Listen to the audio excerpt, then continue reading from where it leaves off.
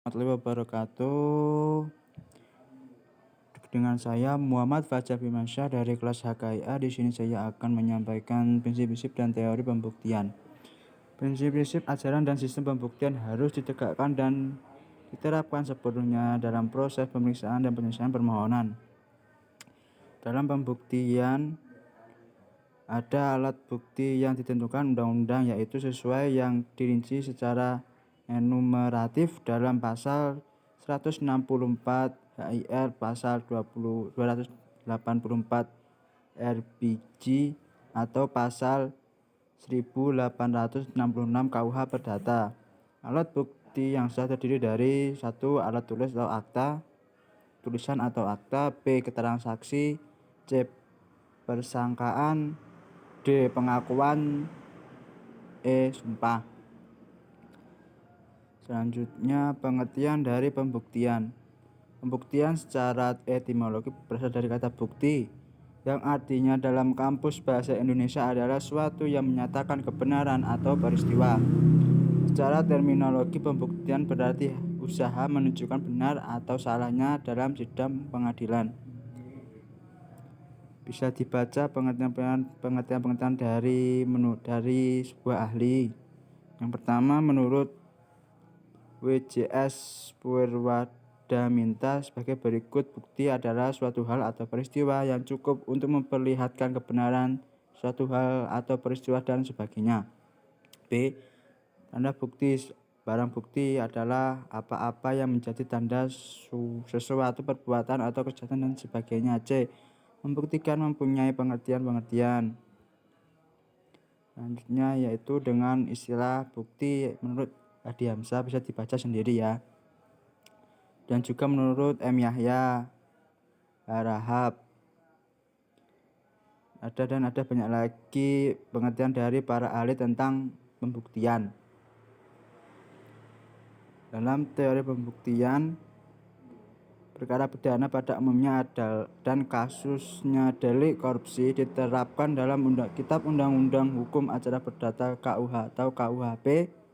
Sedangkan dalam pemeriksaan delik korupsi selain diterapkan KUHP, diterapkan juga pada bab 4 terdiri atas pasal 25 sampai dengan pasal 40 dari Undang-Undang Nomor 31 Tahun 1999.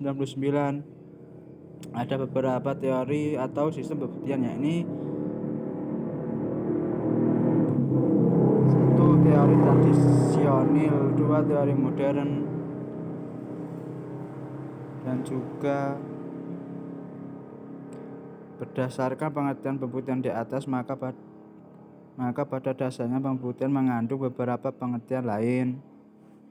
1. Pembuktian dikenal dengan arti logis. Membuktikan di sini berarti memberi kepastian yang bersifat mutlak karena berlaku bagi setiap orang dan tidak kemungkinannya adanya bukti lawan. 2. Membuktikannya dikenal dalam arti konvensional. Di sini membuktikan bahwa juga memberi kepastian, hanya saja bukan kepastian mutlak, melainkan kepastian yang nisbi atau relatif sifatnya. 3. Membuktikan dalam hukum acara mempunyai arti yuridis. Di dalam ilmu hukum tidak dimungkinkan adanya pembuktian yang logis dan mutlak yang berlaku bagi setiap orang serta menutup kemungkinan akan bukti lawan, akan tetapi merupakan pembuktian yang konvensional yang bersifat khusus.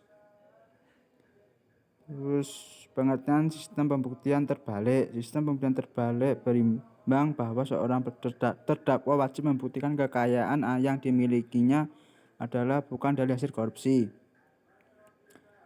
Dalam Undang-Undang Nomor 20 Tahun 2001 memuat delik mengenai adanya sistem pembuktian terbalik.